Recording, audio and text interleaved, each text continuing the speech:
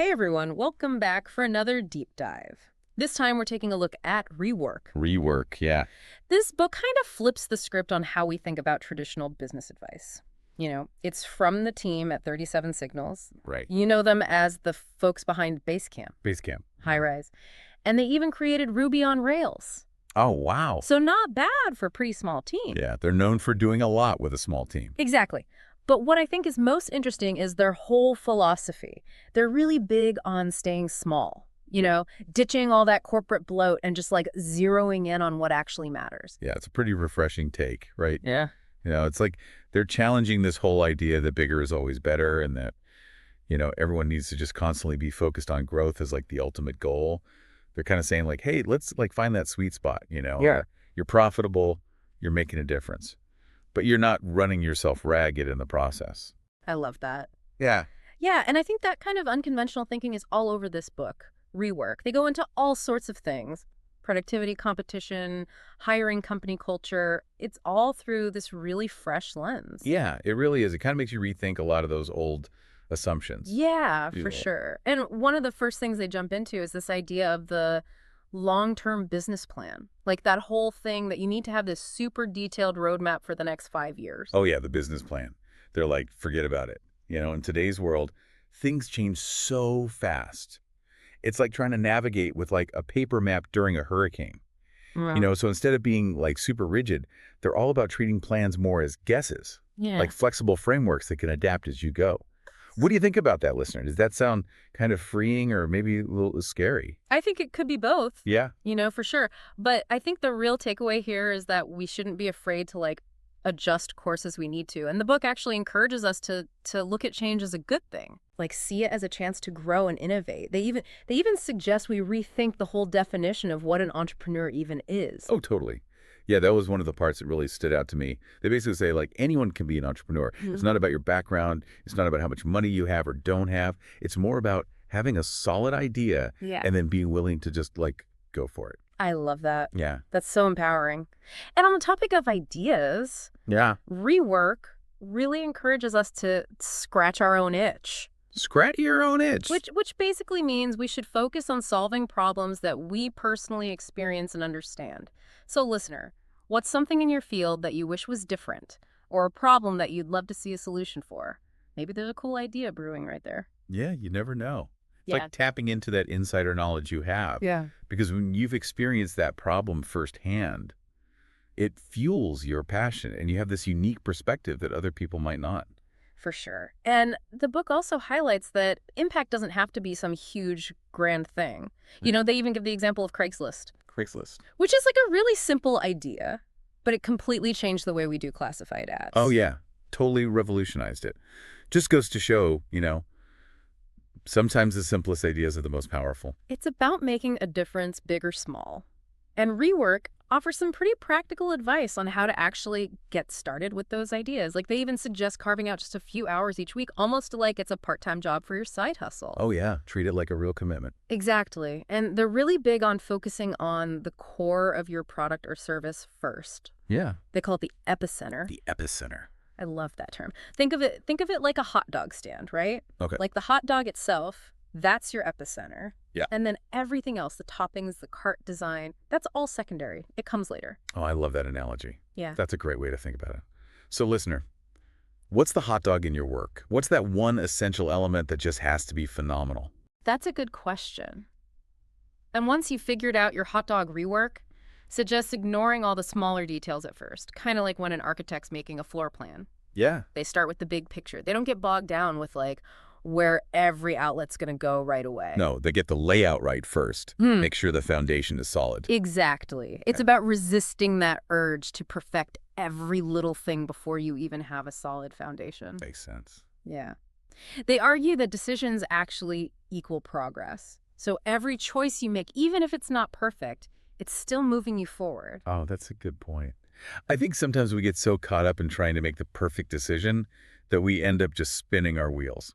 Totally. Analysis paralysis. Yeah, exactly. And they really stress the importance of making decisions quickly. They even tell this story about their own experience with their company's affiliate program. At first, they were stuck trying to figure out the absolute best way to pay people. Oh, But yeah. then they asked themselves, what's something we can do right now that's good enough? And they ended up launching the program way faster because of that. That's awesome. So they were able to get it out there and start getting feedback instead of just endlessly tweaking things behind the scenes. Exactly.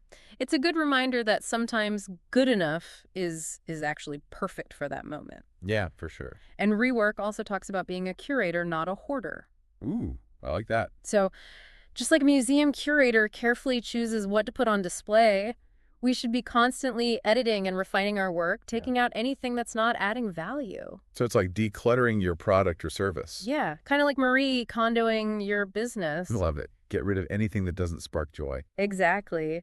And they even use this analogy of a chef who had this huge menu, Okay. and he decided to cut it way down to just 10 dishes. Wow, that's brave. Yeah, and by focusing on just those few things, he was able to make the quality so much better. That makes sense. You can really put all your energy into making those few dishes amazing. Exactly. So less is definitely more. And speaking of focus, Rework has some really interesting ideas about how to build momentum. They actually say that constraints can be a good thing. Constraints, like limitations. Yeah, because when you have limited resources, you're forced to get creative and really prioritize. Oh, I see. So it's like necessity is the mother of invention. Exactly. They give the example of Southwest Airlines. Okay. They only fly Boeing 737s. Huh. Interesting choice. Yeah, it might seem limiting, but it actually makes their whole operation so much simpler. It keeps costs down and it makes the business easier to run. Yeah, that makes sense. They're not dealing with a bunch of different plane types and all the complexities that come with that. Exactly. So instead of seeing constraints as roadblocks, we can look at them as opportunities to be more innovative. I like that. It's a good shift in perspective. Yeah, and Rework also stresses that it's better to build half a product that's amazing Okay. than a full product that's just mediocre. Ooh, that's a good one. Quality over quantity. Exactly. It goes back to that hot dog idea. Nail the core elements first, and then you can add all the extras later. So don't get distracted by all the bells and whistles until you have the foundation, right? Exactly. And they also warn against getting lost in the details too early. Yeah. Like they talk about how Pixar forgets the details when they're first animating a movie. That's interesting. So they're focusing on the story, the characters, the overall feel. Yeah, they get the big picture down and then they worry about the little things later. Makes sense. You don't want to get caught up in making sure every hair is perfect when the story isn't even working yet. Totally. So what do you think, listener?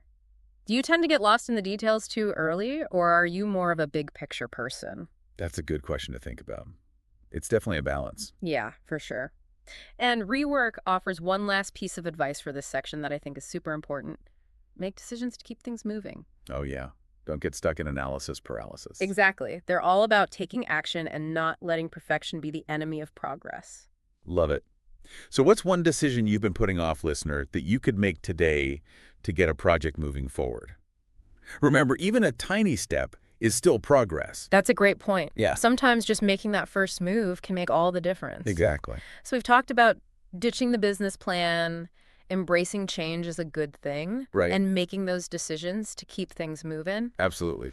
Next time, we're going to dive into how Rework tackles productivity and competition. Ooh, fun stuff. So until then, keep thinking about those big ideas and those little steps you can take to make them happen. Can't wait to dive in next time. Yeah. So, yeah, it's interesting how they're so big on actually taking action, instead of just planning and planning and planning. Yeah, they're all about getting things done, not just talking about them. Totally. And that approach, it comes up again when they talk about productivity. Right. Remember that whole thing about illusions of agreement? Oh, yeah. That's a classic Rework concept. It's that thing where you think you're all on the same page, but you're actually picturing totally different things. Like you're using the same words, but they mean something different to each person. Totally. It happens all the time. And Rework, they say that vague descriptions are the enemy. Like if you want to get things done, you need real examples, Yeah. prototypes, things that everyone can actually see and understand. That's such a good point. I've definitely run into that where a project gets derailed because we weren't actually talking about the same thing. Happens all the time. Yeah. And then to fight that feature creep, where you keep adding more and more stuff to a project, Oh, yeah. they have these 3 questions they recommend asking. Okay. Before you add anything new, does this add value? Will this change user behavior? And is it truly worth it? I love those questions. They really make you think critically about whether something is essential or just a distraction. Right. because it's so easy to get carried away. And Rework, they remind us that it's okay to ship something that's good enough Good enough. Yeah. instead of trying to make it perfect. Perfect can be the enemy of done. So true. They even talk about how, like, those TV ads that have to air at a certain time, even if the production quality isn't top-notch. Yeah, Sometimes speed is more important than absolute perfection. totally. Like if you miss that deadline, it doesn't matter how perfect it is. Exactly. So what do you think, listener? Are you more of a perfectionist, or do you subscribe to the good enough philosophy? It's a tough one, I think, for a lot of people, Huh. but it can be really freeing to let go of that need for everything to be perfect. It really can. And Rework, they offer some really practical tips for staying productive, like breaking down big projects into smaller chunks. Oh yeah, bite-sized pieces. Exactly. It's way less intimidating that way. And they also talk about keeping to-do lists short and focused. Oh, I need that advice. Mine are always way too long. Haha. I think we've all been there. But they say that when your list is super long, it can actually make you less productive. Really? How so? It's like you get overwhelmed and then you end up doing nothing. Oh yeah, I've totally been there, frozen by the to-do list. Totally. And they have this interesting suggestion for prioritization. Okay. Instead of using numbers or labels, they say to just prioritize visually, like put the most important task at the top. Huh. Interesting. So you're constantly reminded of what needs to happen first. Exactly. And they also introduce this idea of making tiny decisions. Tiny decisions. Yeah, because they say big decisions can really weigh you down. Yeah, that makes sense. You get scared of making the wrong choice. Exactly. Yeah. So if you break things down into smaller decisions, it's easier to course correct. You don't feel like you've committed to something that's not working. Yeah, it's like taking baby steps instead of trying to leap across a chasm. I love that analogy. And speaking of challenges, let's talk about competition. Ooh, competition. That's a fun one. Yeah, it can be intimidating, but Rework has a really interesting take on it. Oh, I'm curious to hear this. They're not big on like obsessively tracking what your competitors are doing, are they? Not exactly. Their first piece of advice is actually don't copy your competitors. Huh. That's interesting. Yep. So what do they say you should do instead? They're all about focusing on building something that reflects your own unique personality and values. So be authentic to yourself. Don't just try to be the next whatever. Exactly. They use the example of Zappos. Zappos, the shoe company. Yeah, they're known for their incredible customer service. Oh yeah, I've heard great things about them. And one of the things they do is every employee, no matter what their job is, they start out answering phones and working in the warehouse. Wow.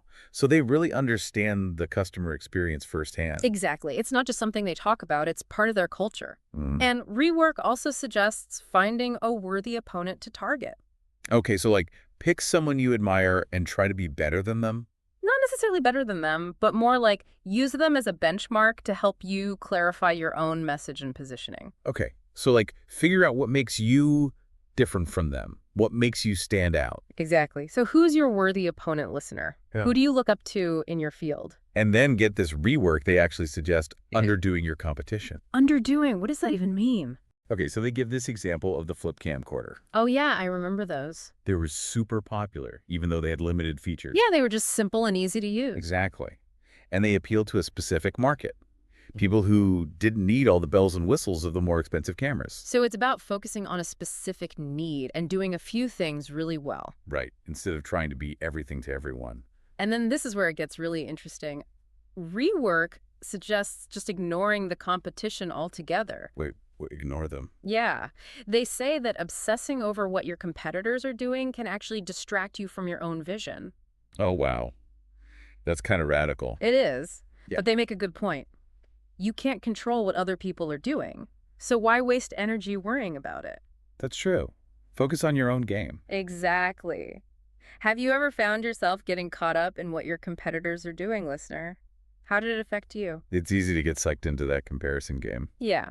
But Rework reminds us that we should be focusing on what we can control, our own vision and our own execution. Love it. So we've talked about staying focused, making decisions, and not getting distracted by the competition. Right. But what happens when we're feeling stuck? How do we keep our business moving forward without getting sidetracked? Good question. Well, luckily, Rework has some answers for that, too. They do. And it all starts with a very simple word, no, No. as in saying no to things. Interesting. I'm intrigued. They're big on saying no by default, to protect your time and energy, so you can focus on the things that really matter. Oh, that makes sense. It's about setting boundaries. Exactly. They even give the example of ING Direct. It was the fastest growing bank in America, Wow. and they built their success on saying no to all sorts of things, like unnecessary features and complexities. Huh. So they kept things simple and streamlined. Yeah, they focused on what their customers actually needed. What would you say no to in your work, listener? What would free up more time and energy for you? That's a great question to think about. And Rework also talks about not letting that initial excitement about a new idea completely derail your current plans. Oh, yeah. New ideas are shiny and exciting. Totally. But they suggest letting those ideas cool off a bit before you let them completely take over. Oh, that's good advice. Yeah. I know I've definitely jumped into things too quickly before and then regretted it later. Yeah, we've all been there. It's like take a breath, let the excitement settle a bit, and then see if it still makes sense. Right. Don't let that initial rush of enthusiasm cloud your judgment. Exactly. And another thing they talk about is keeping customer feedback systems simple. Okay. Like, don't get bogged down in complicated tracking systems. Just listen to your customers. That sounds way easier. Right. Pay attention to the things they ask for over and over again. Those are the real needs. So focus on the patterns, not just the one-off requests. Exactly. What are some things your customers ask for all the time, listener? Maybe there's an opportunity there to improve your product or service. That's a good point. Sometimes the best feedback is right in front of you. And speaking of feedback, let's talk about how Rework approaches promoting your work. Okay, this should be good. Their first piece of advice is actually embrace obscurity. Wait, obscurity. But isn't the goal to get as much exposure as possible? That's what most people think. Huh. But Rework, they argue that obscurity, especially in the early stages, can actually be a really good thing. Really? Why is that?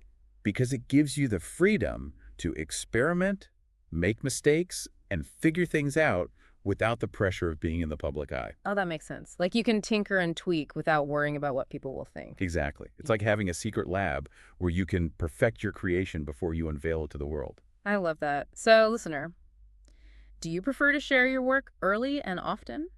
Or do you like to keep things under wraps until they're ready? It's a personal preference, but I Yeah. think there's a lot to be said for embracing that early stage of exploration and experimentation. Yeah, for sure. And then once you are ready to share your work, Rework talks about the importance of building an audience organically. Organically. So not just like buying ads or spamming people. Right. They give the example of their own blog, which became super popular because it offered valuable content. So it's about attracting people who are genuinely interested in what you have to say. Exactly. Not just trying to reach everyone. And they also suggest making your work more interesting by giving people a behind-the-scenes look. Oh, I love that. Like those shows that take you inside factories or restaurants. Yeah, it's about humanizing your work and letting people see the passion and effort that goes into it. Right. People connect with that. They even mention the Japanese principle of wabi-sabi, Wabi-sabi. which is all about embracing imperfection and finding beauty in the things that are real and authentic. Oh, I like that. It's like saying perfection is overrated. Haha, kinda. And they suggest targeting niche influencers who are passionate about your area of expertise. Okay, so not just going after the biggest names, but finding people who genuinely care about what you're doing. Exactly. And get this, they even compare offering a free taste of your product or service to drug dealers. Whoa. Okay, that's a bold comparison. I know, but it makes sense. It's about giving people a risk-free way to experience the value you offer, whether it's a free trial, a sample, or a limited version. Right, give them a taste and then they'll be hooked. And Rework, they emphasize that marketing is everything you do. Everything. Yeah, not just specific campaigns or events. Every interaction, every detail, it all contributes to how people perceive your brand. Okay, so it's about being intentional with everything you put out there. Exactly. How are you incorporating that marketing is everything philosophy into your work, listener? Yeah, what are some things you're doing to build your brand? It could be anything from improving your website to being more active on social media. Or just being more mindful of how you interact with customers. Totally. And they also caution against expecting overnight success. Right, Rome wasn't built in a day. It takes time and consistent effort to build a strong brand. It's about the long game. So be patient to keep showing up. Exactly. So we've talked about competition, we've talked about evolving your business, Right. and how to promote your work. Absolutely. Now let's dive into one of the most crucial parts of any successful venture hiring. Ooh, hiring. That's a big one. Yeah, and Rework has some really unconventional advice on how to do it well. Okay, I'm all ears. Mhm. Hit me with it. Their first piece of advice is do the job yourself first. Huh. Interesting. So before you even think about hiring someone, Yeah. Experience the work firsthand. so you understand what it actually entails. Exactly. It makes you a better manager and a better judge of talent. That makes a lot of sense. Yeah. And then they say you should only hire when it hurts. When it hurts. Yeah. Like when you're absolutely at your limit and you can't handle everything yourself anymore. Makes sense. Don't hire just for the sake of hiring. Right. Wait until you truly need help. Yeah. And here's where it gets really interesting. They actually advise against hiring based on culture fit. Wait, really? But isn't a good culture important? It is. But they argue that honesty and diverse perspectives are actually more valuable than just having everyone be the same. Oh, so you don't want a team full of clones. Exactly. You want people who challenge each other, who bring different ideas to the table, I like that. It's about building a team that's more than just the sum of its parts. right? Where everyone brings something unique. And they have some specific tips for finding those talented people. Like, forget about resumes. No resumes. Ah. What? How do you even find people without resumes? They say to focus on cover letters instead. Oh, interesting. So you can get a sense of their personality and their writing skill. Exactly. And another surprising piece of advice, forget about formal education requirements. Wow, really? Yeah. So they're more focused on skills and experience than degrees. Yeah. What do you think about that, listener? Do you value formal education, or do you believe that practical skills are more important? It's a good question to consider. There's no right or wrong answer.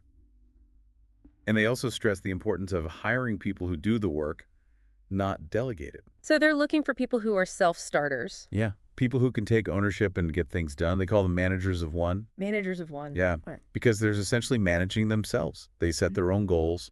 They figure out how to achieve them. That sounds ideal for a small team. It is, That's because it eliminates the need for a lot of layers of management. right. Everyone's empowered to just do their thing. And they also highlight the importance of strong writing skills. The writing skills. Yeah, they say clear writing is a sign of clear thinking, which is essential for any role. Oh, absolutely. I couldn't agree more. How about you, listener? Do you feel confident in your writing skills? It's always good to brush up on those. Yeah. And finally, they're big advocates for embracing remote work. Oh, so Yeah. they're all about giving people the freedom to work where they're most productive. Exactly. They believe that results matter more than where the work gets done. I love that. What are your thoughts on remote work, listener? Do you thrive in a remote environment, or do you prefer being in an office? There are pros and cons to both, but it's great that more and more companies are embracing this flexibility. Totally. So we've covered hiring, but what about when things go wrong? How do you handle damage control and build a healthy company culture? Yeah, those are important too. Luckily, Rework has some great advice on those as well. And their first piece of advice, it's all about owning your mistakes. Owning your mistakes. Yeah, it's not always easy, but Rework, they say it's essential for building trust and credibility. It's like you mess up, you fess up. Exactly. They actually contrast Exxon's response to the Valdez oil spill. Oh, yeah, that was a disaster. Yeah, with how Ashland Oil handled a similar situation. Okay, so what did Ashland Oil do differently? Well, their chairman, he took responsibility right away, Okay. apologized sincerely, and then laid out a clear plan for cleanup. Wow. So they were proactive and transparent. Exactly. Yeah. And it actually helped them mitigate some of the damage. Huh. Interesting. So sometimes being honest and accountable can actually help you in the long run. It's like people respect that. They can see that you're taking it seriously. Yeah, for sure. It's Yeah. better than trying to sweep things under the rug. Totally. And Rework, they also talk about how important it is to respond to customer inquiries quickly. Oh, yeah. That's a big one. Yeah, they suggest answering personally and promptly. So they know you're actually listening. Exactly. It shows that you care. What are some ways you could improve your response time, listener? Could you automate certain responses or delegate tasks? Or maybe just make it a top priority to get back to people as soon as possible. Yeah, every little bit helps. And they also say don't overreact to the first bit of negative feedback you get. Oh, yeah. It's easy to get defensive. Totally. But sometimes you need to give changes time to breathe. Yeah. Like let things settle in a bit before you make any more adjustments. Exactly. It's kind of like when you get a new plant. You don't want to repot it right away. You got to give it time to adjust. Oh, that's a good analogy. Let it acclimate to its new environment. Exactly. Now let's talk about company culture, because Rework has some really interesting thoughts on that. Okay, I'm curious. What's their take? They say that culture is a byproduct of consistent behavior. Consistent behavior. So it's Yeah. not something you can just force. Right. It's not about motivational posters or team building exercises. It's about how you actually treat each other day in and day out. Exactly. It's about walking the walk, not just talking the talk. Makes sense. And they're not big fans of that rock star mentality. Rock star mentality. Yeah, where it's all about competition and ego. Right. Instead, they suggest building a culture of trust, autonomy, and respect. So people feel valued and empowered. Exactly. What are some things you could do to foster that kind of culture in your workplace, listener? Maybe it's about giving people more ownership over their work. Or encouraging open communication. And simply recognizing and appreciating people's contributions. All great ideas. Mm-hmm. And they also talk about treating employees like adults. Adults. Avoiding unnecessary rules and oversight. You ready for this? Sending people home at 5. Whoa, what? Like actually respecting work-life balance. Exactly. They believe that people should have lives outside of work, I love that. It's about creating a sustainable work environment. where people feel like they can actually have a life. Right. And then they offer this kind of strange piece of advice. Okay, I'm intrigued. What is it? They say to avoid using certain words. Certain words. Yeah, like Yeah. need, must, can't, easy, just, only, and fast. Huh? Those seem like pretty common words. What's wrong with them? They argue that those words create absolutes, which can lead to tension and conflict. Oh, I see. Because it's like you're shutting down any other possibility. Exactly. So instead, they suggest using more open-ended language that encourages collaboration and exploration. Okay, so it's about being more flexible and nuanced in your communication. Right. And they also caution against overusing ASAP. ASAP. Yeah. They say it devalues urgent requests and creates a culture of constant urgency. Oh yeah, when everything is urgent, nothing is urgent. Exactly. So it's about being mindful of how we use language to create the kind of work environment we want to be a part of. This is a really interesting point. I never thought about it that way before. It's all connected, right? So we've covered a lot of ground in this deep dive into rework. We have. We've talked about everything from ditching the business plan to embracing obscurity to treating employees like adults. It's been quite a journey. And I think the biggest takeaway from rework is that there's no one-size-fits-all approach to business. Right. It's about finding what works for you and your team. Exactly. And not being afraid to challenge those traditional assumptions. And as we wrap up, I want to leave you with one final thought from Rework that really stuck with me. Inspiration is perishable. Ooh, I like that. It's a reminder that we need to act on those ideas, those sparks of inspiration, while they're still fresh. Don't wait for the perfect time. Just get started. Exactly. So, listener, what's one small but impactful step you can take today to bring some of these rework ideas to life in your own work? We'd love to hear your thoughts and actions. Remember, even a small step can make a big difference. And if you're looking for even more inspiration, be sure to check out the full book, Rework. It's packed with unconventional wisdom and practical advice that can help you find a more fulfilling and effective way to work. Until next time, keep those creative sparks flying, embrace change, and keep diving deep.